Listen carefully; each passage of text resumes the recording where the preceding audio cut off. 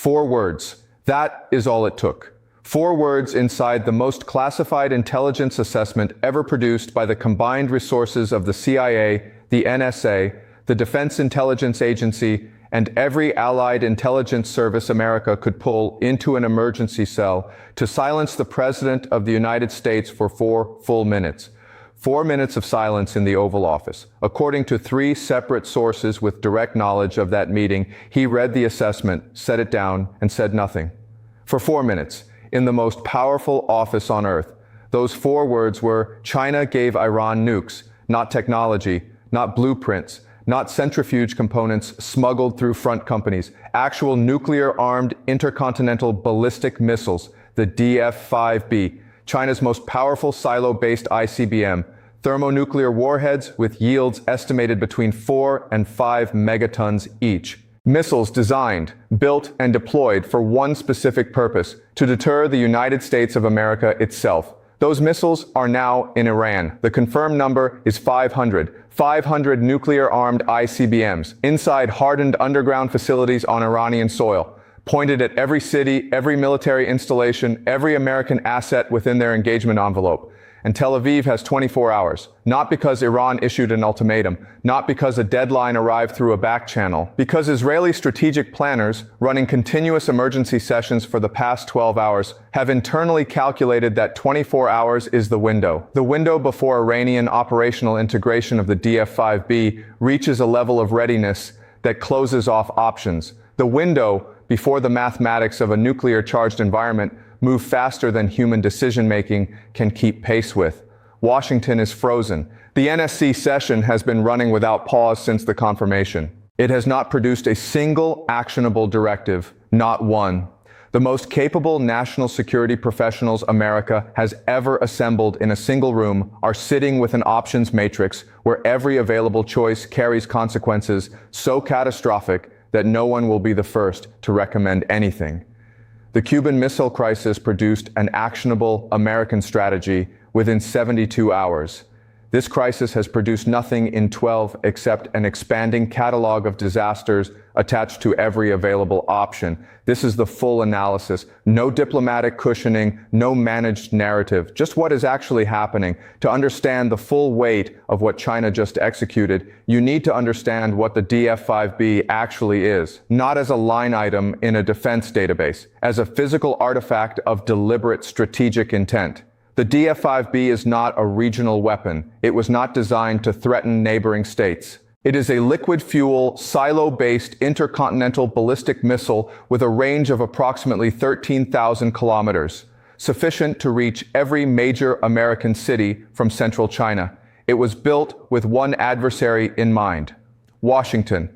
Its thermonuclear warhead carries a yield estimated between 4 and 5 megatons. The bomb dropped on Hiroshima was approximately 15 kilotons. The DF-5B warhead is roughly 300 times more powerful.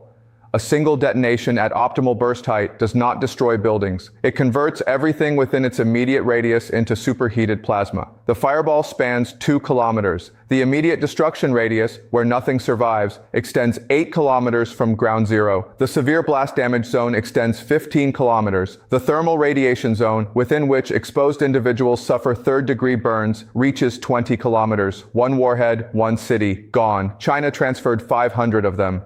The transfer mechanism is a detail that should disturb every professional who thinks about American intelligence capability. The DF-5B is silo-based. You cannot load ICBMs onto trucks and drive them across a border. What China transferred was something more sophisticated and far harder to detect. Complete silo construction packages, pre-assembled missile components sized and packaged to avoid the signatures American collection systems were optimized to find. Chinese technical teams under commercial and diplomatic cover. Components declared as industrial machinery at border crossings where Chinese diplomatic pressure ensured minimal inspection. The transfer was executed across an 18-month window using the same overland logistics corridor North Korea previously used for its own transfers to Iran, through Central Asian territory, where American coverage has historically been thinnest.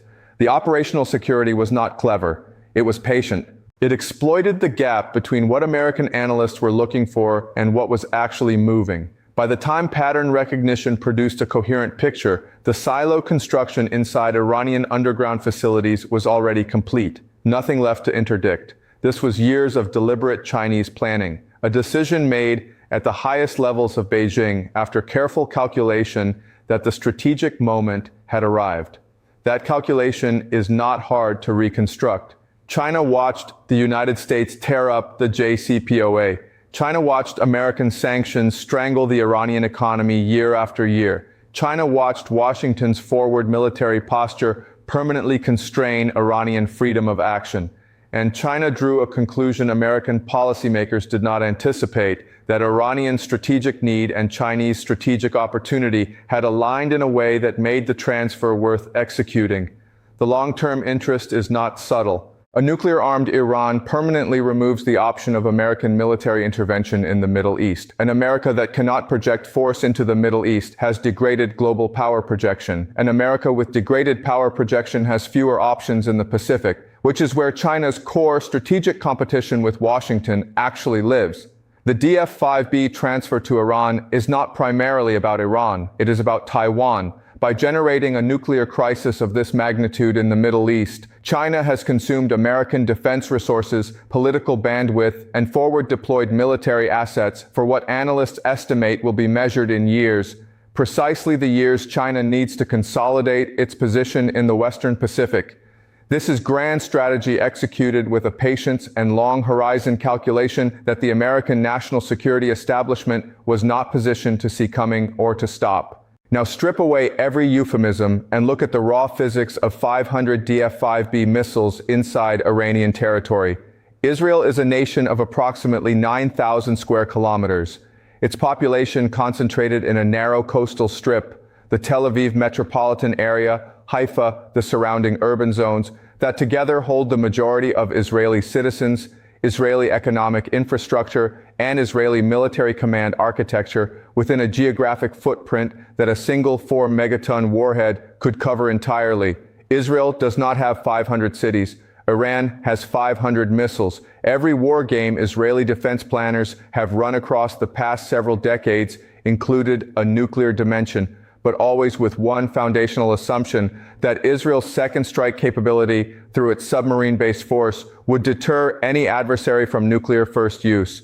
That logic depends on the adversary valuing its own survival sufficiently to be deterred. It depends on a cost-benefit calculation where the price of provoking Israeli nuclear retaliation exceeds any conceivable benefit. 500 dispersed, hardened DF-5B missiles change that calculation at its foundation. The question is no longer whether Iran fears Israeli nuclear retaliation. The question is whether Iran, armed with 500 nuclear delivery vehicles across hardened underground silos, believes it can absorb Israeli nuclear retaliation and still maintain a functional state. Whether in that calculation, the elimination of Israel is worth the price. Israeli intelligence has consistently assessed Iranian decision-making as confrontational and risk-tolerant, but ultimately rational. Deterrence holds as long as costs remain clearly unacceptable. 500 nuclear ICBMs have rewritten that equation in ways Israeli deterrence doctrine was never updated to address.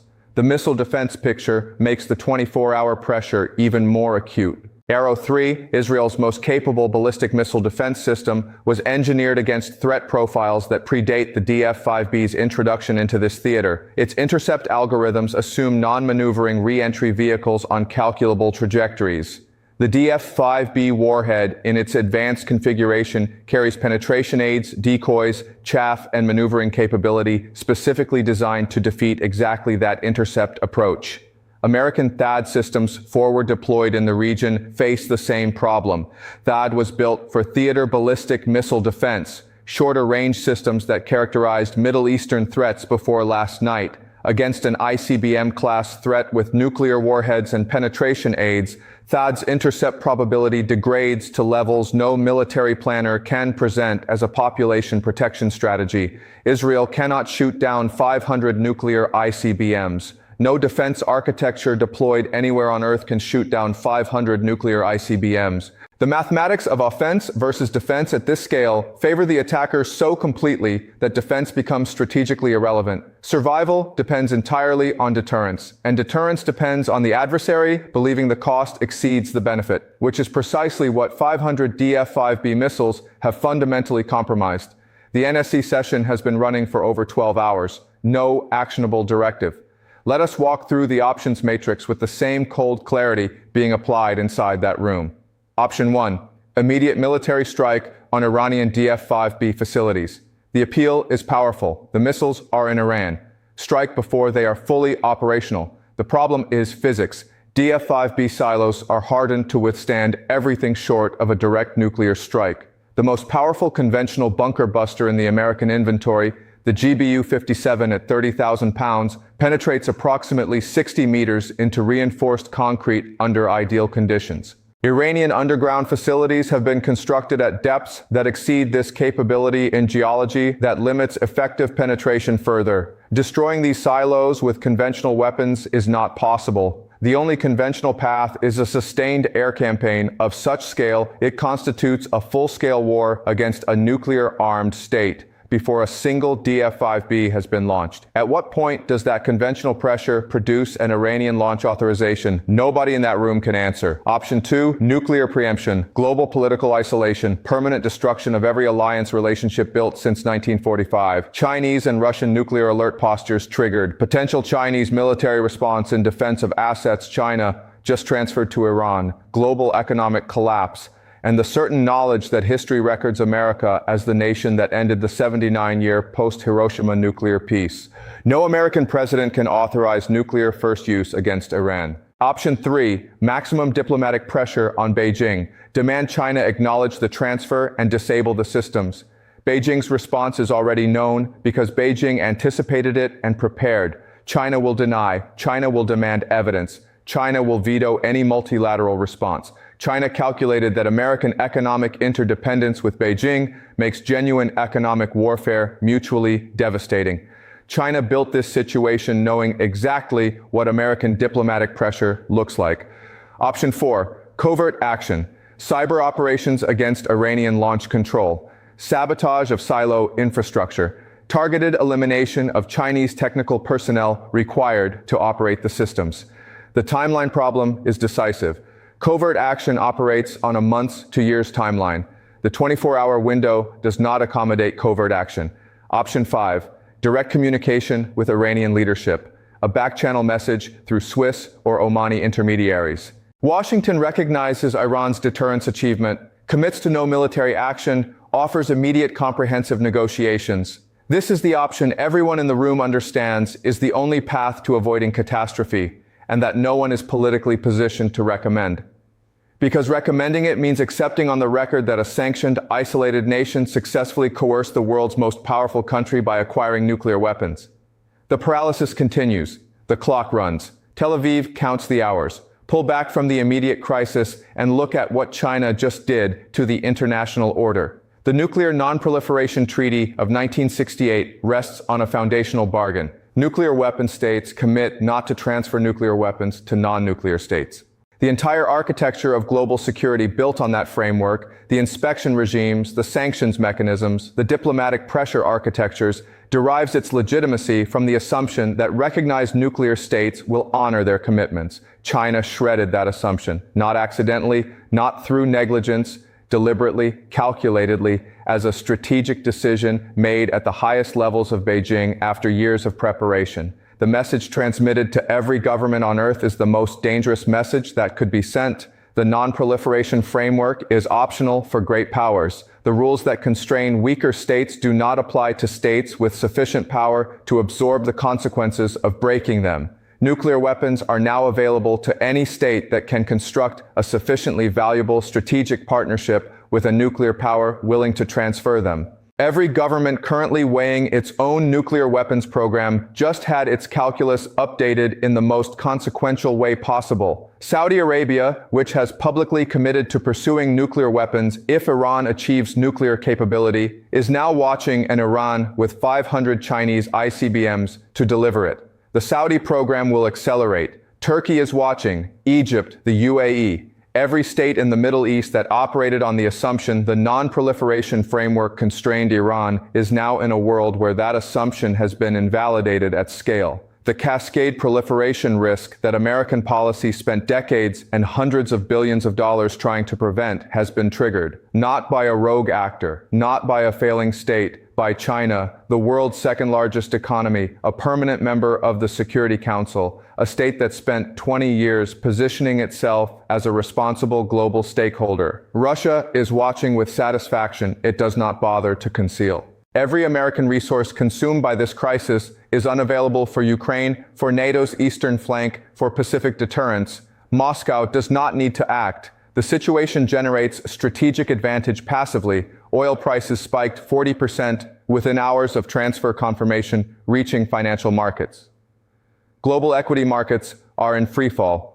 The Strait of Hormuz, through which approximately 20% of the world's daily oil supply transits, is now controlled by a nation with 500 nuclear ICBMs. The leverage this gives Tehran in every diplomatic interaction going forward is still being calculated. The answers are not good. Here is the reality that needs to be carried forward from this analysis. The world that existed before China made this decision is gone. Not challenged, not diminished, gone. The nuclear non-proliferation order that prevented a third world war for 79 years was not eroded gradually. It was destroyed deliberately by a nation that understood exactly what it was doing and calculated the strategic benefits exceeded every cost. 500 DF-58 nuclear ICBMs, weapons built to destroy American cities, are now pointed at Israeli cities from hardened facilities inside Iran. The Pentagon is frozen. The NSC has produced nothing actionable in 12 hours. Israel is inside a 24-hour window with no good options and catastrophic consequences attached to every bad one. The question history will ask is not whether this could have been prevented. It is whether anyone in a position of power had the strategic vision to see it coming, the political courage to act before it happened, and the wisdom to understand that a world where great powers transfer nuclear weapons to regional adversaries as instruments of strategic competition is a world that has permanently lost its capacity to manage the most dangerous technology in human history.